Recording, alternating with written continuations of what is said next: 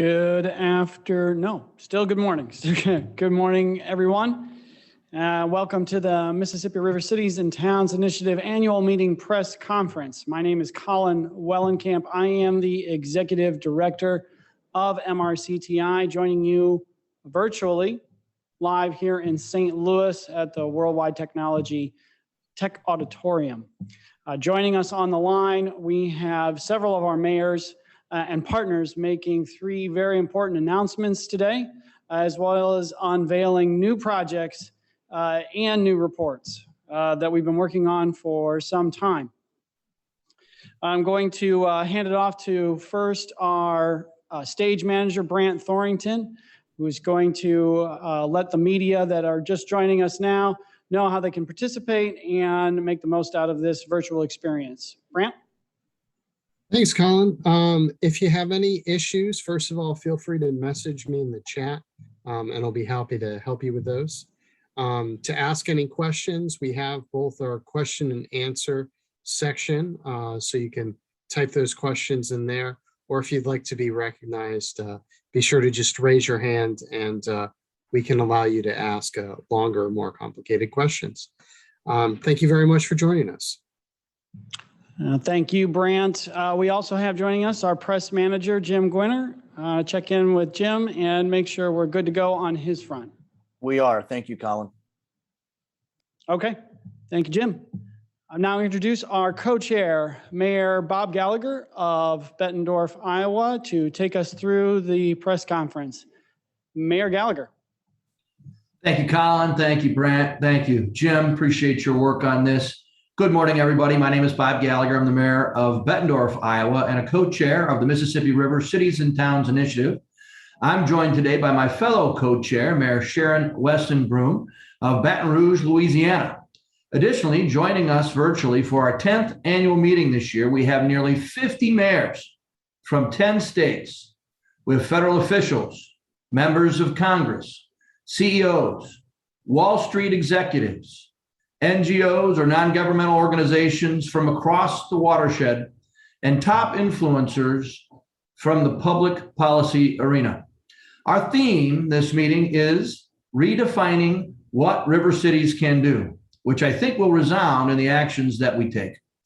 This morning, we want to release a report on our plastic pollution initiative, detailing the results of our 3-city pilot study to determine the extent, type, and behavior of plastic waste in our river throughout the corridor.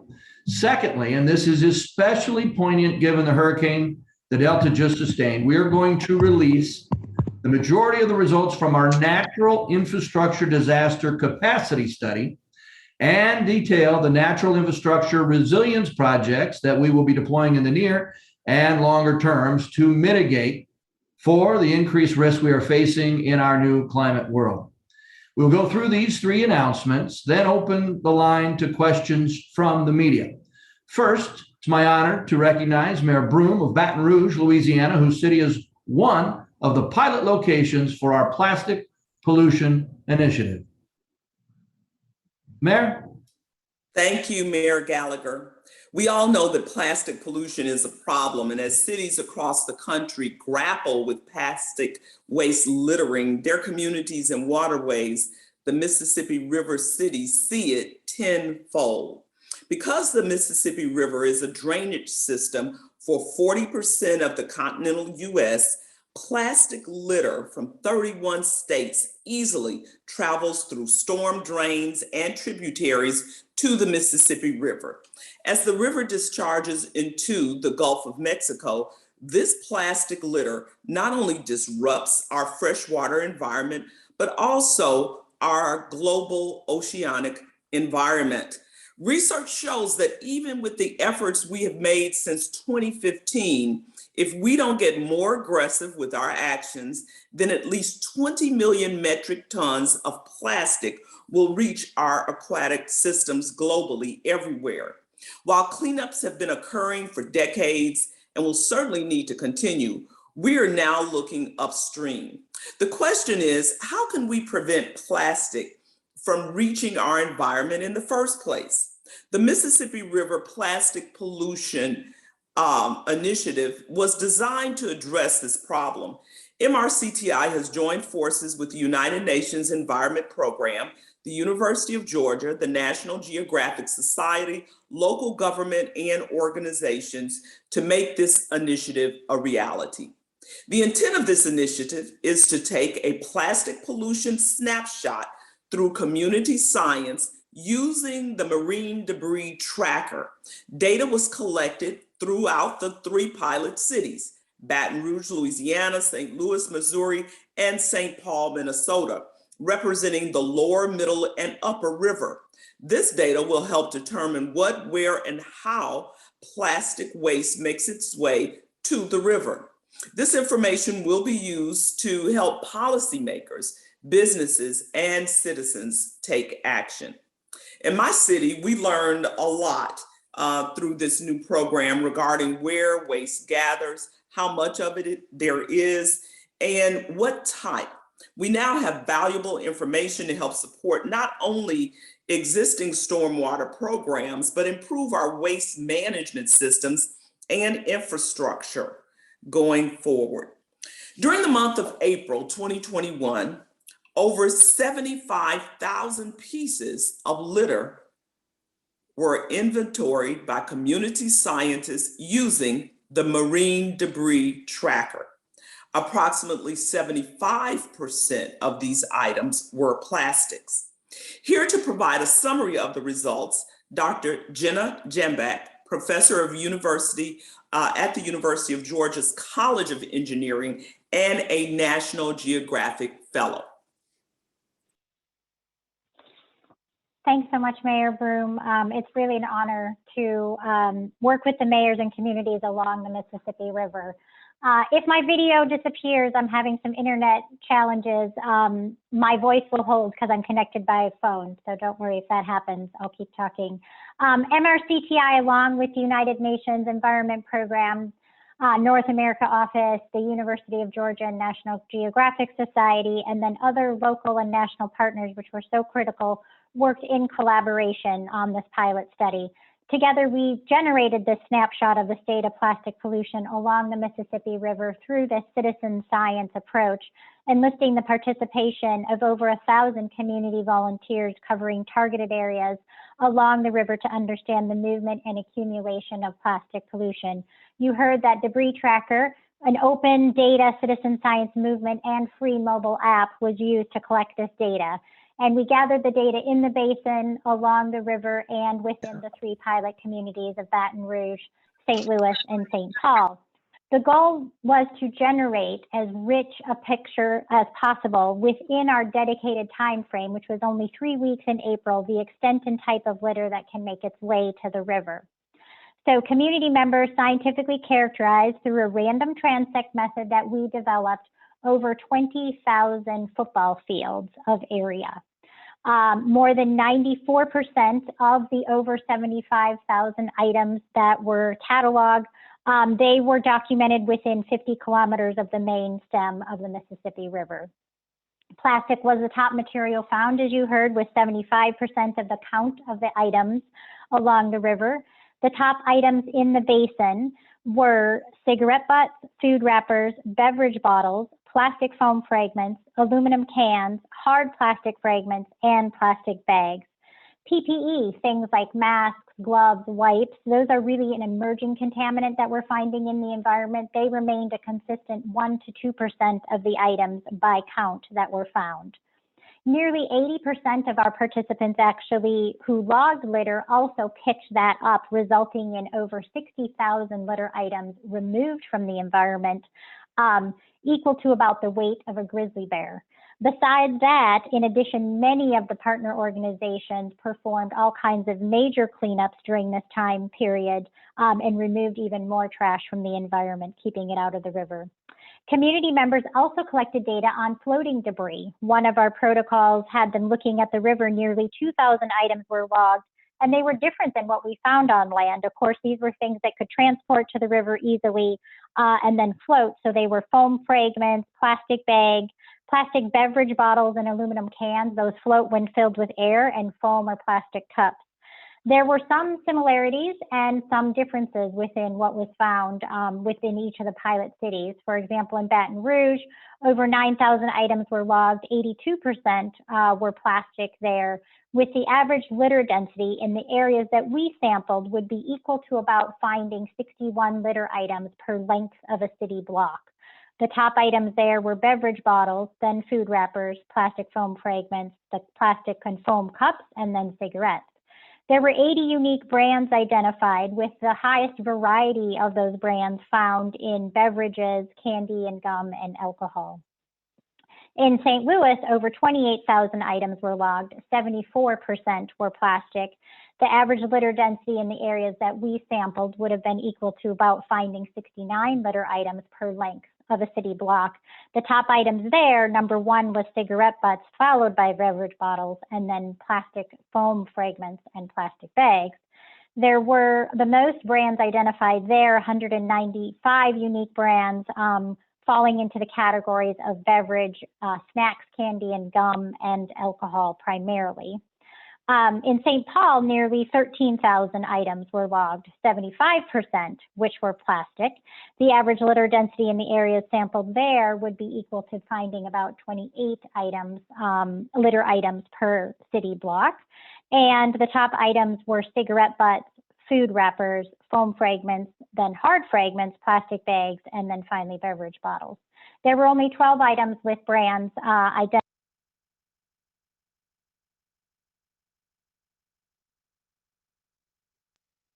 Jenna, I think you mistakenly hit mute. You're on mute. You were just telling us about what was found in St. Paul, enlisted cigarette. Thank you, dear. Yep, I'm back. Sorry about that. I think it dropped and came back with me on mute. So yep, finally in St. Paul, there was only 12 brands identified, but they were in the same categories of beverage, candy, gum, fast food, and then alcohol.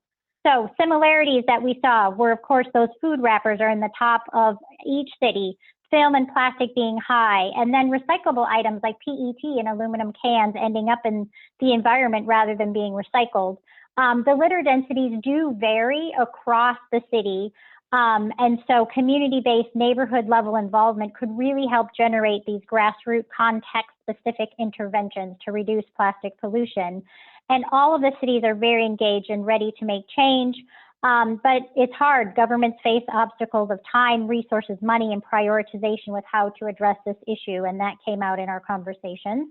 And then it's our hope that the mayors can use this data to bring stakeholders together to have conversations about what kind of interventions make sense for their city.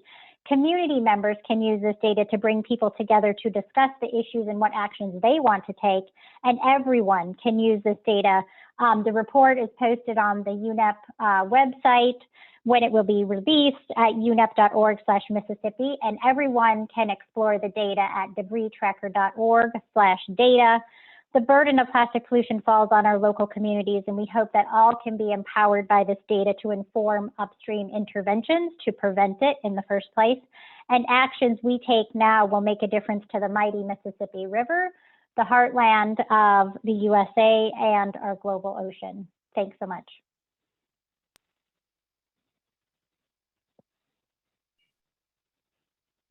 Thank you very much, Jenna. I appreciate your presentation. This is extremely valuable data for us to use, and we'll continue these projects up and down the river.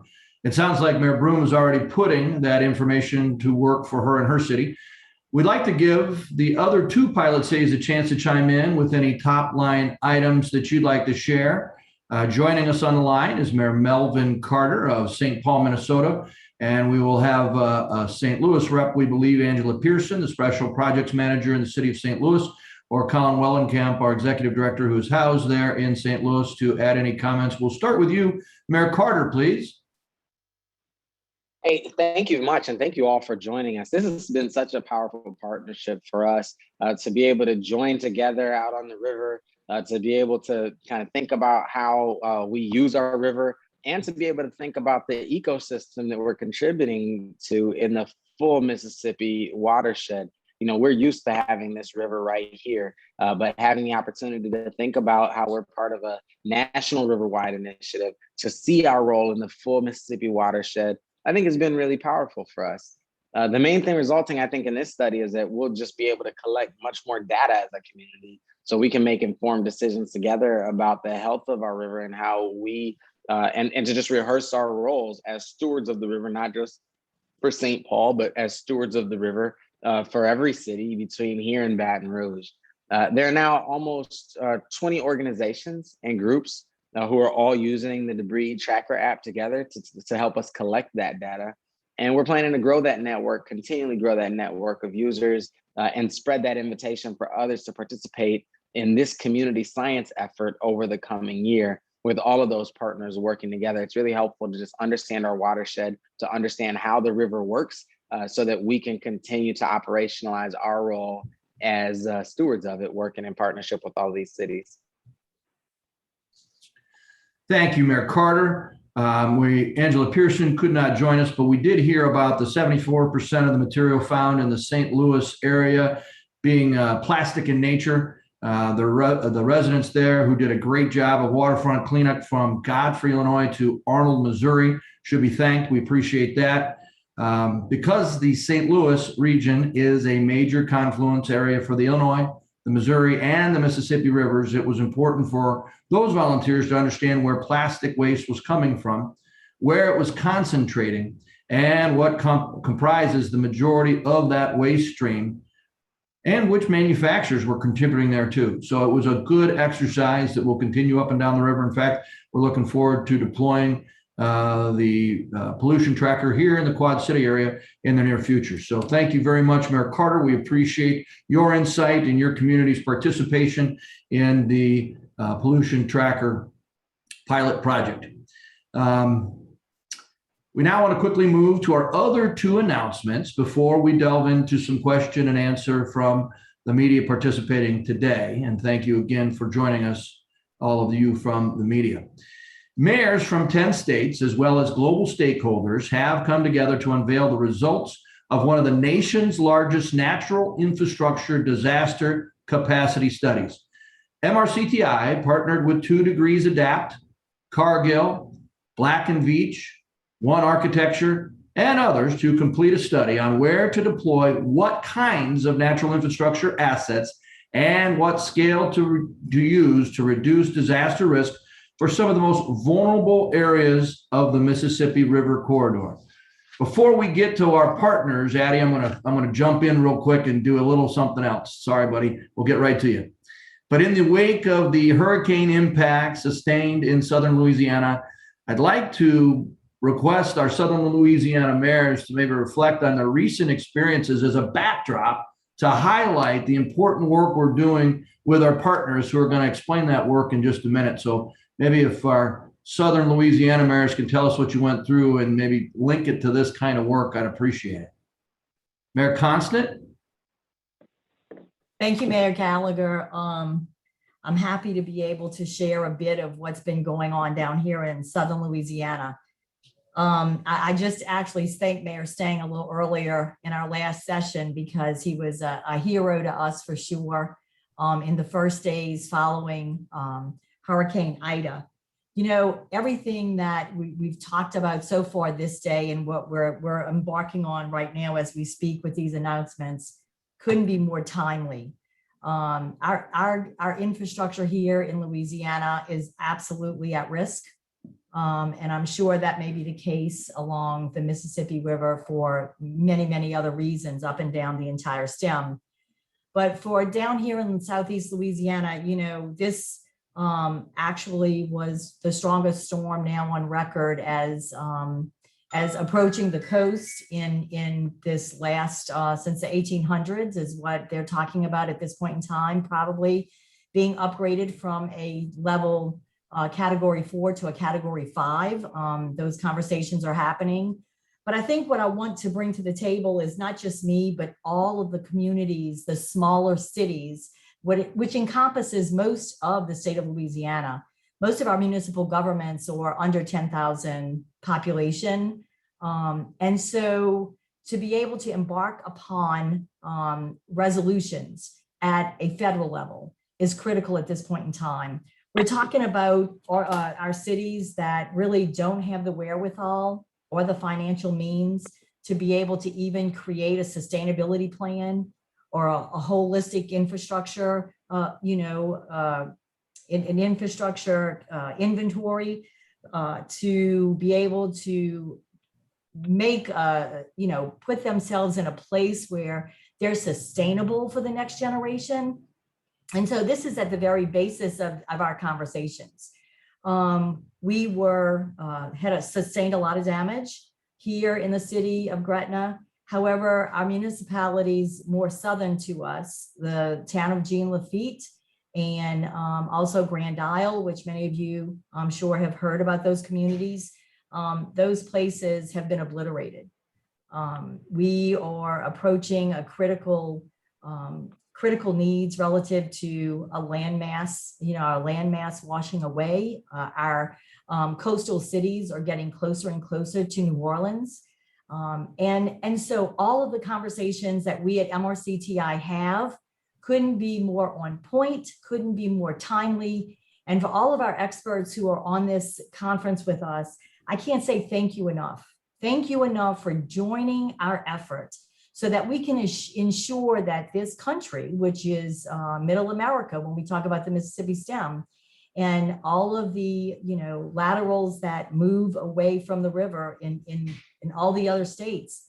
I mean, this is so important to sustaining life. For us, it's hurricanes.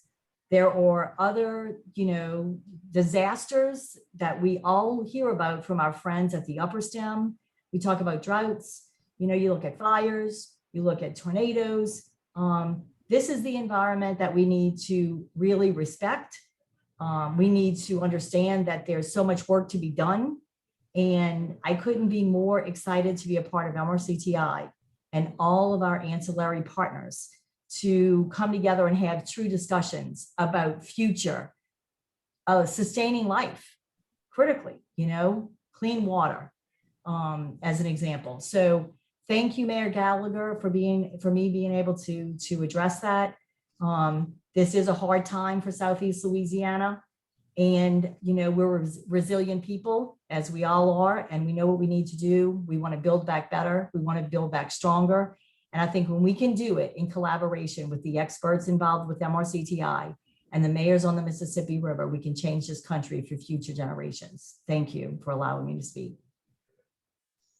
Thank you, Mayor Constant. Our thoughts and prayers are with you. And the River Mayors are here to help in any way we can. Thanks to Mayor Stang. Thanks to Colin Wellenkamp, our executive director, for the things that they've already done. And I'm glad that you had that opportunity.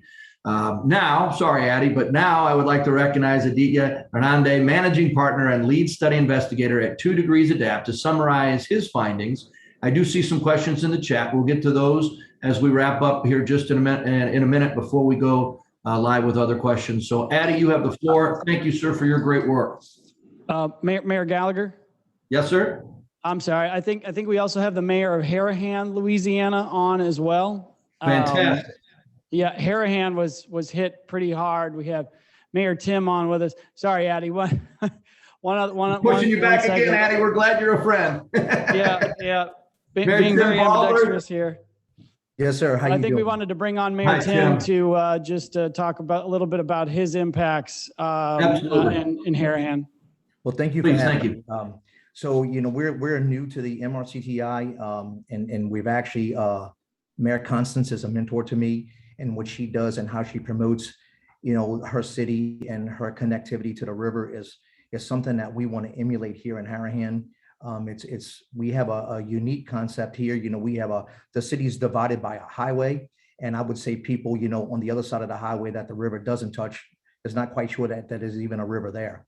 And so for us, it's about getting the community to reconnect to the river. And so Mayor Constance is helping me with some programs with that. We've been communicating a lot with her and the Lieutenant Governor. And so we think it's an incredible feature for our city. It's an incredible thing that people should know about, people should protect and love, and really what it really means to us. And I try to tell people, the Mississippi River is truly a river of gold. And we work hard to try to get that message out to the community. As far as the hurricane goes, we're on the other side of the river from Mayor Constance, a little bit up the road. And of course, we've seen the worst damage that the city's ever seen. And I'm the youngest mayor that's ever been in the city of Harahan, and have a very young council. And at 4 o'clock in the morning, as soon as the wind stopped blowing, we were able to hit the street and start cutting trees down. So, and for us, it's important because we know that Entergy will get power back up, and that's the true beginning of the start of recovery. Without power, it's hard to recover without it. And so we'll get with my fire department, my fire chief, and my police chief, and we'll start clearing streets real quick. And we had a wind event come down one of our major thoroughfares that pretty much either imploded or exploded every building along it, and it stretches the entire span of my city. And then we had other streets that there weren't a single telephone pole standing. Again, we're working hard. We're 2 weeks in.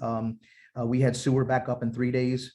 We had power back up in 5 days. We're working with Cox and AT&T, which are our local internet providers here, to get them up, and hopefully we'll have them up by the end of the week. But there's still a lot of devastation, and the goal is to try to start somewhere. And because when you wake up at 4 o'clock in the morning and day breaks after a category 5 has just hit you, you pretty much have a hard time getting your jaw off the ground. And for me, as I'm only been a mayor for 3 years, even though I stayed in my town for Hurricane Katrina, this is the first time that I've been at the helm of leading a city through such devastation. And the funny part is, Mayor Broome was on earlier, I have 2 children at LSU. We brought them in from LSU because the storm was jogging to the west to bring home, and it ended up jogging right at us. So thank God my children were home, because they actually helped me, through the house destruction that we had. But it has been something. It has been quite a feat. What a learning experience for us. And in Harahan, we have a couple of sayings that we say, small towns can do big things. Like Mayor Constance said, we have a lot of small towns here. I try to resonate that out to all my mayors in the state of Louisiana, and then teamwork. We really work hard, and we try to do everything as a team. And it's just we're in a, if for lack of a better words, we kind of look at everything as an opportunity, not a challenge. And then, and as far as infrastructure goes, this is a true opportunity for us. If you work the right way and work in conjunction with your upper level officials, we truly think that we can, if not overhaul the entire sewer infrastructure, we're going to come real close. We already started the process before the storm hit, and hopefully we'll get through a bunch more. We're going to use most of our ARPA money to get through a lot of it. And we have our own plant, which we actually love, controlling our own sewer plant. And again, because, it resonates on water quality in my community, because I can judge what water actually goes into that river from my plant. And but we work at so many facets of everything. I never knew I'd know so much about sewer and hurricanes and drainage and being a mayor. I didn't know that kind of came with the job. But like I said, again, it's been a learning experience. What an opportunity for us to learn and make my city bigger, better, and stronger. We're resilient here in South Louisiana. That's because we eat anything, and but that's okay. So we'll figure it out, and we'll get through this one just like we always do. Thank you so much for having me. Absolutely. Welcome to the MRCTI, Mary Tim. And we're glad to see you. Sorry we couldn't meet you in person, but we look forward to doing that in DC or sometime soon. Yes, sir. Yes, sir. Thank you. Our thoughts and prayers are with you as well, all of you down in South Louisiana. Please let us know if there's anything we can do to help you. All right, Addie, we pushed you off a couple of times. Ladies and gentlemen, the managing partner and lead study investigator at 2 Degrees Adapt. Thank you, Mayor Gallagher and Mayor Weston Broome. Colin, real honor to be part of the cohort here. So I'm Aditya Ranade, a managing partner with 2 Degrees Adapt. Our mission is to make climate resilience actionable. And if there's one thing I would leave you with is, our infrastructure was built for a climate that no longer exists, right? So we took the lens of what will a 1% flood that's becoming more and more common look like in the future climate. And by future, I don't mean 50 years. It could be as early as 10 years from now. So we analyzed 35 locations along the main stem of the river that represent the diversity of all 100 plus now MRCTI communities. And we found that we're going to experience larger and larger floods relative to 2005, especially as we move past 2030. What that means in terms of levy districts, we found that there are 17 levy districts across 9 cities that are at significant probability of overtopping if there is a 1% flood in 2030. So this is very, very near term. Then we went ahead and analyzed a number of solutions, both green and gray. We talked to a number of cities, really appreciate their time spent with us, and determined that there are shovel-ready projects and mega projects. Definitely shovel-ready projects have a lot to contribute in terms of co-benefits, carbon sequestration, nutrient removal, recreational tourism, but the mega projects can really make a dent by cutting the peak off of a major flood.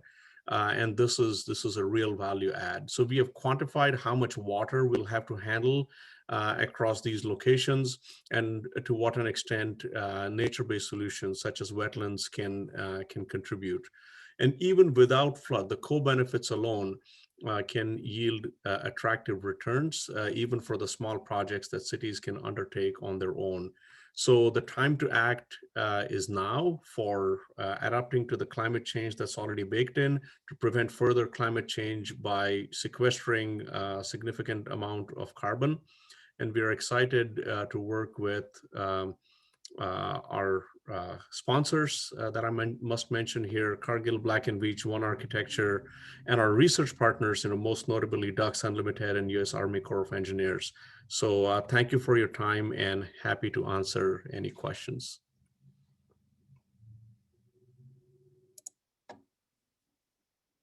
Well, thank you, Addie. These findings are truly valuable, and I'm certain they will help us save lives and property at scale. MRCTI has additionally partnered with Ducks Unlimited to design and deploy natural infrastructure projects throughout the Mississippi River Valley using 2 Degrees Adapt Disaster Capacity Study Guide, using it as a guide rather, where to place those projects and what level of intervention is needed for maximum return now and in the long term.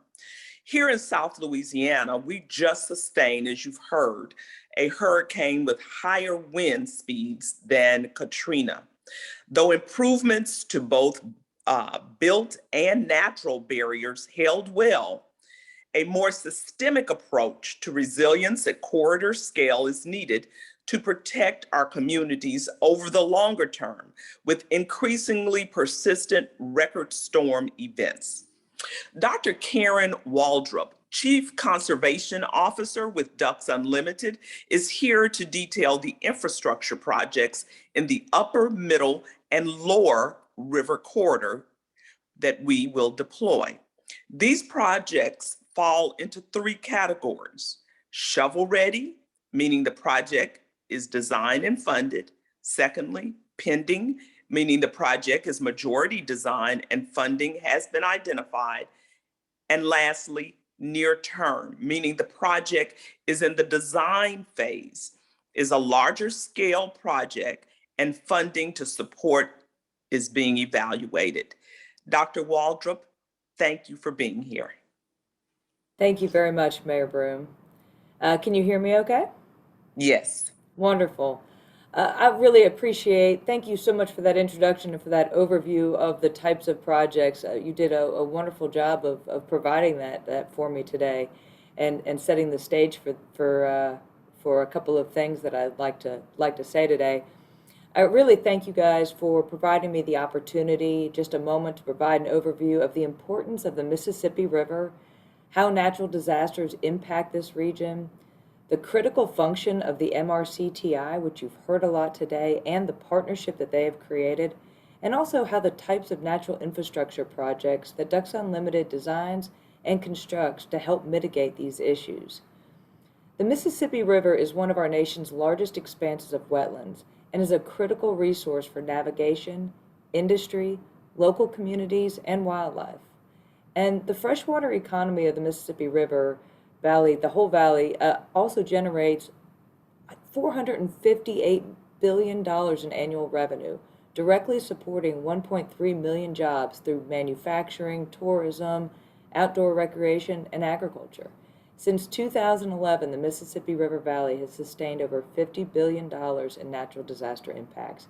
And today you have heard firsthand accounts from several of the mayors whose cities have recently been heavily impacted by some of these storms.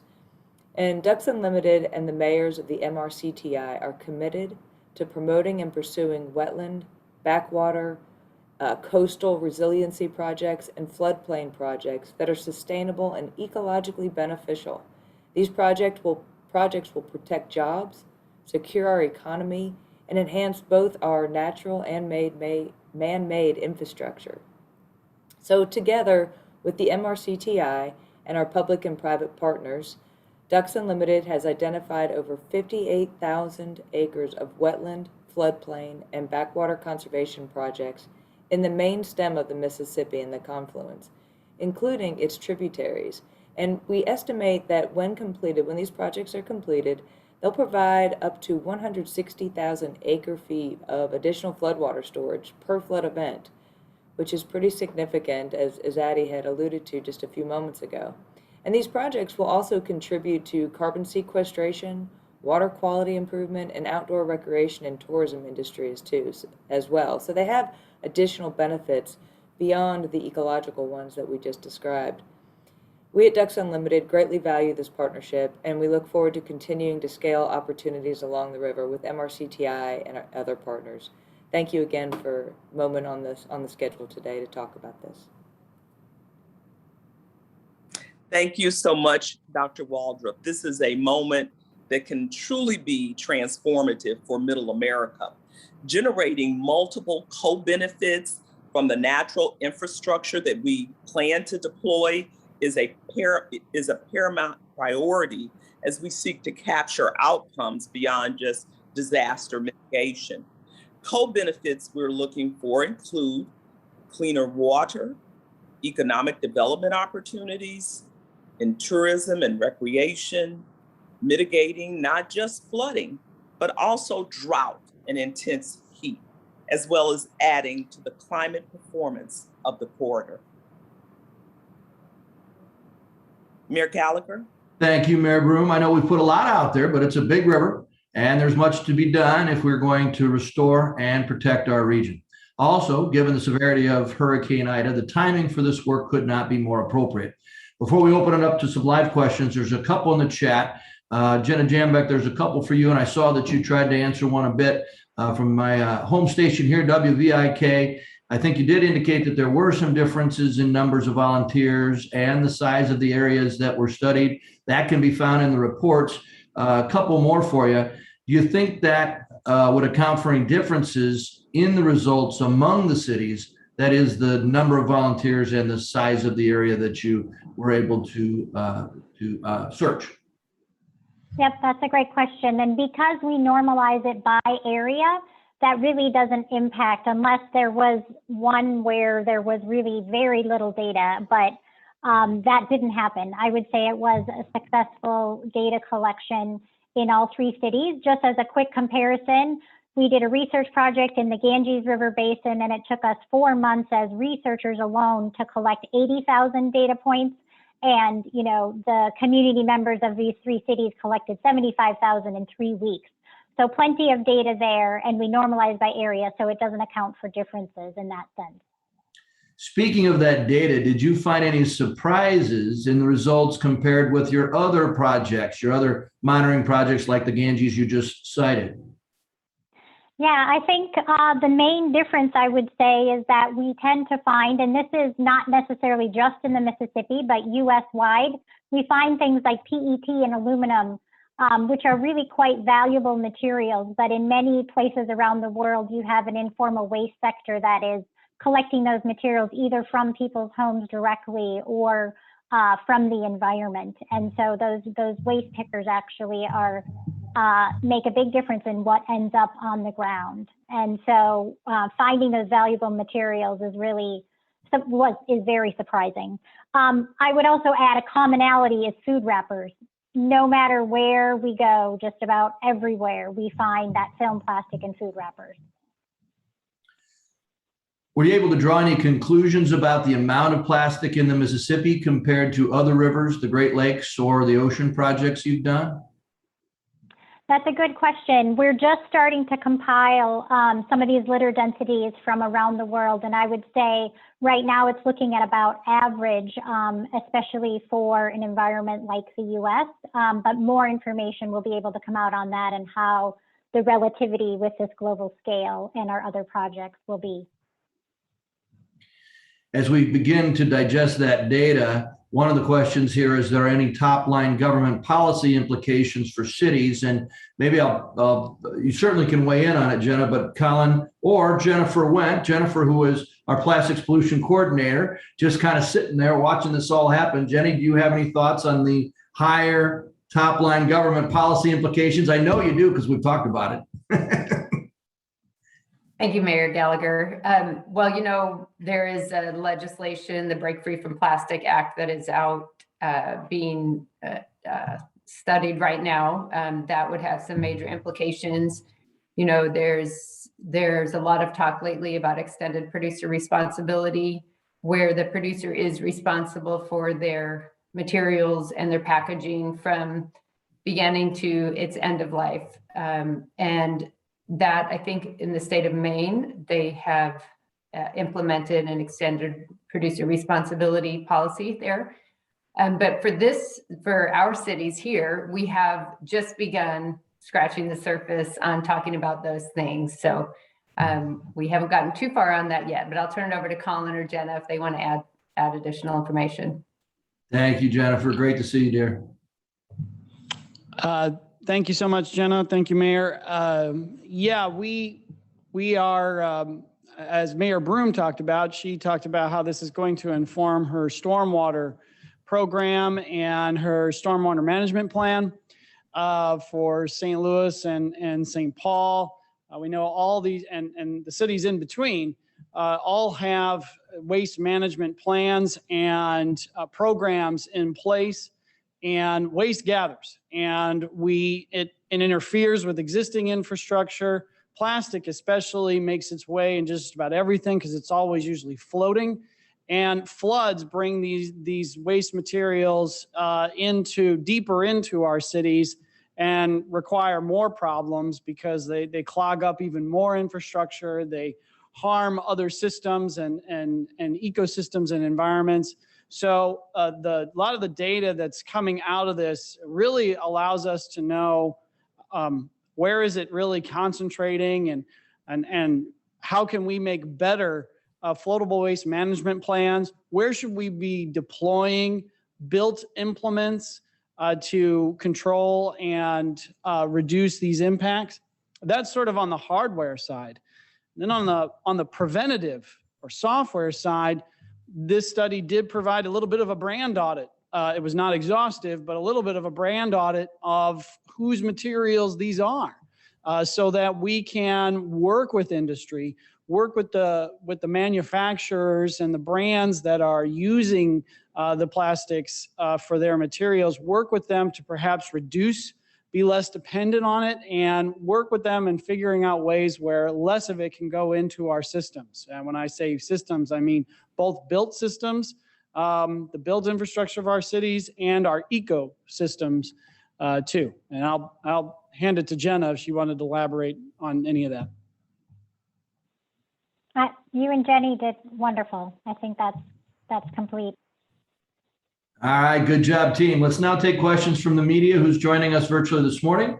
You can type into the chat, and I've read a couple of those. As you can see, that's how we'll work that. And there's more new messages, so I'll scroll down, raise your hand. Mr. Winter and Mr. Thorrington will try to figure out how to make that happen as well. I think there's a question for you, Mayor Gallagher, on do you know when the Quad Cities might be scheduled to do its plastic pollution project? Well, I was here yesterday at 11 o'clock. Jennifer, I know that you met with our team here yesterday, and we are in the process of rolling it out. Why don't you help me step in, because I was attending this conference and not your meeting. I'm sorry. I understand, Mayor Gallagher. We are now gathering organizations and discussing with the cities rolling out the data collection in the Quad Cities the month of October. We should be getting some dates set soon for trainings and for events. That's what we're working on this week. Once this meeting is over, this annual meeting is over, we can move on to the Quad Cities. But there are a lot of folks in the Quad Cities really excited and really working together on this for the month of October. Just to kind of follow up with the WVIK question, both the waste commissions of Rock Island and Scott County are working in partnership with all of the mayors, including small town mayors, and our extreme cleanup volunteers. And most of this work will actually be handled by extreme cleanup volunteers and those of the rest of us who would like to be part of that effort. So we've got organizations in place to help Jennifer and to deploy the debris tracker, and those are the ones that you can count on in our community. Other questions?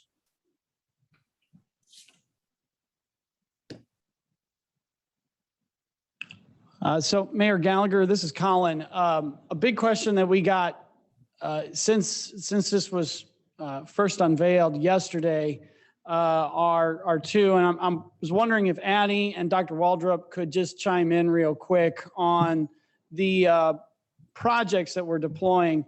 So MRCTI is an official observer organization with the UNFCCC. We have been given access to attend the COP26 in Scotland in November. And we're going to be talking a lot about what the projects that we're deploying with DU and Addie's study.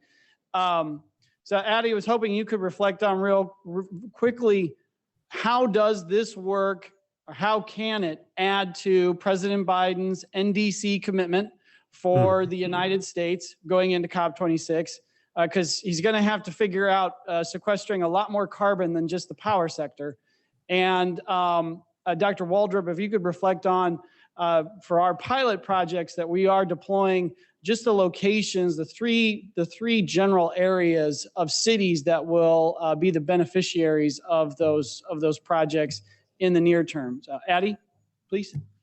Yeah, certainly. So, power sector decarbonization will take us about halfway to Biden administration's new NDC targets for 2030.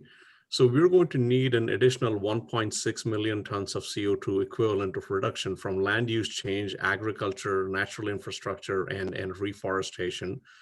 So just for context, and Dr. Waldrop will elaborate on this, of course, but the projects that Ducks Unlimited has in this proposal, they will loan 250,000 tons of CO2 equivalent per year. So this is more than 10%, maybe close to 15% of that NDC target for land use change and other relevant areas. And this is not even a comprehensive review of what the main stem of Mississippi can do. This is just this tranche of projects. So we believe there's significant room for Mississippi main stem to contribute to national NDC. Thank you, Addie. And Dr. Waldrop? Yeah, so we've got, again, we've that middle Mississippi area, but really, so we've got the upper Mississippi region that we're calling the Quad Cities region. Then we've broken it down into 3 different areas within this pilot region. The second one is the St. Louis confluence region, and the last one is the tri-state region, which is Illinois, Kentucky, Missouri, tri-state. So it's like at the Mississippi and Ohio River confluences between Chester, Illinois, and New Madrid, Missouri. And so that's the third area that we're talking about there. As far as, I don't know if anything else, Addie did a good job of covering it, but if we've got about close to 60,000 acres and 34,000 of those acres are voluntary incentive-based protection that was not on land that is currently protected. So that would be, those are in some of those stages that are in a planning stage right now, but those would be areas that have not yet been protected. So from that standpoint, but Addie did a good job of covering the other benefits as well. Thank you both. Colin, any other questions that you've received? No, that was the big one to write home about is how much carbon are we going to be able to take care of in terms of Biden's commitment, and where are the projects located? Who's going to get the more immediate relief? And happy to say we have 3 areas of the river that are really going to benefit from this. Cities like the Quad Cities region, Muscatine, Burlington.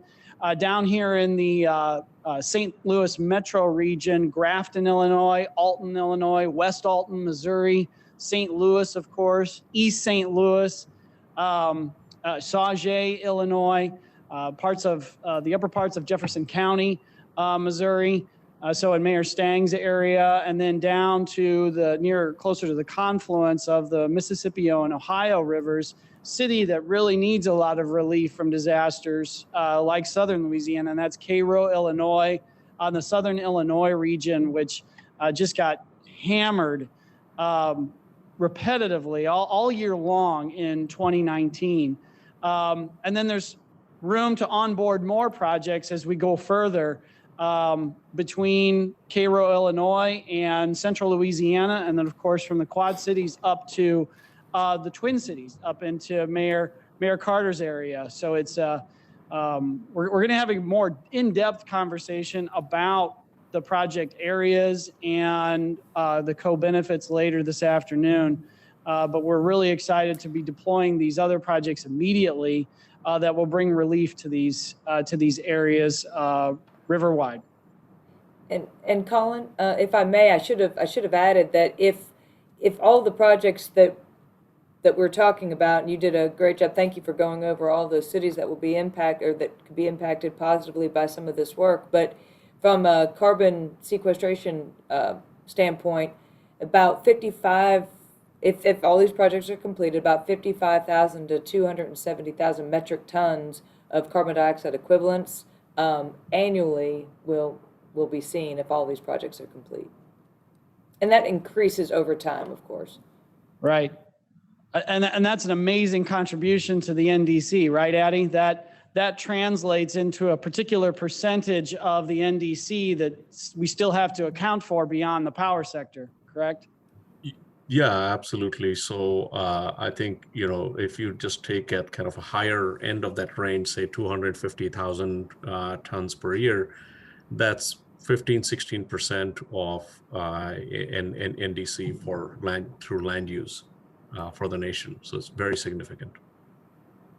That's fantastic. I think that would be money in the bank to take to Glasgow in November. So thank you both so much. And thank you, Mayor Gallagher. Absolutely. Another question for you. One of the ways that some of these projects can be funded is through the Resilience Revolving Loan Fund. Part of what we've been working on so hard at the congressional level. Colin, a quick question there. How will MRCTI get federal funding for the Resilience Revolving Loan Fund?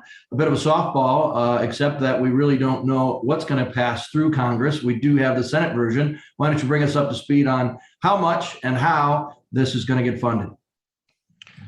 Oh, sure. And we have Brand Thorrington. He doubles as our stage manager. That's sort of his moonlighting position, but his day job is. Well, Brand can answer it. Yeah, he's our director of government. We stuck him in Washington, D.C. That's why we're not talking to him. Nothing's getting done. So I didn't know what he's got to say. But go ahead, Brant. Yeah. Help us out.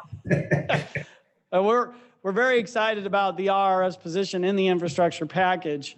It is slated for $500 million in the Senate version, the Senate agreement. So that's $500 million appropriated into the Resilience Revolving Loan Fund, or STORM Act, for the next 5 years. It's $100 million a year for 5 more years if we get the Senate package passed.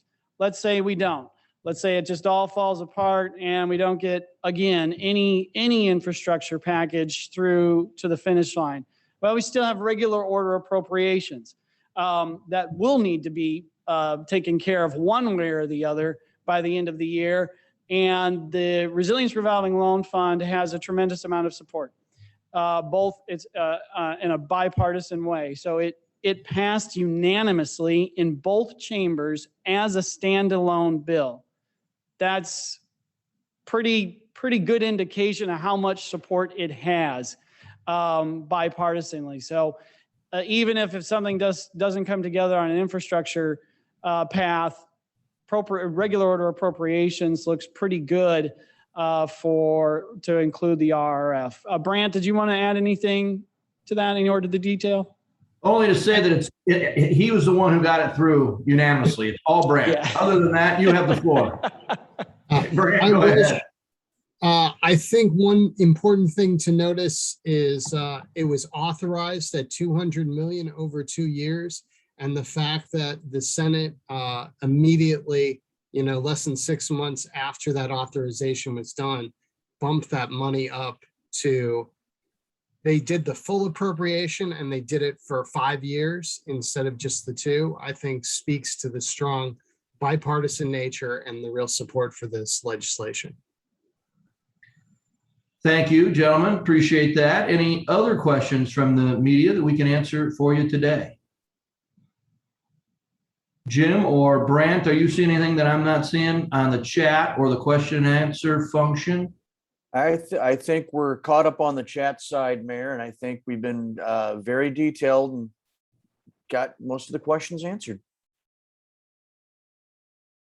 Any other questions? You can raise your hand, put something in the chat. Well, fantastic. Thank you all for joining us today. A special thank you to all of our speakers. We appreciate your partnership and all that we will be able to accomplish together moving forward. Some exciting projects to report. On behalf of the MRCTI, thank you all for joining us. Have a great day. Thank you, Mayor Gallagher, and thank you everyone for being on. We will continue to our first afternoon session. It's actually session 3 altogether that starts at 1 p.m. Central Time on redefining city parks and green space. Thank you, everyone. We'll see you then.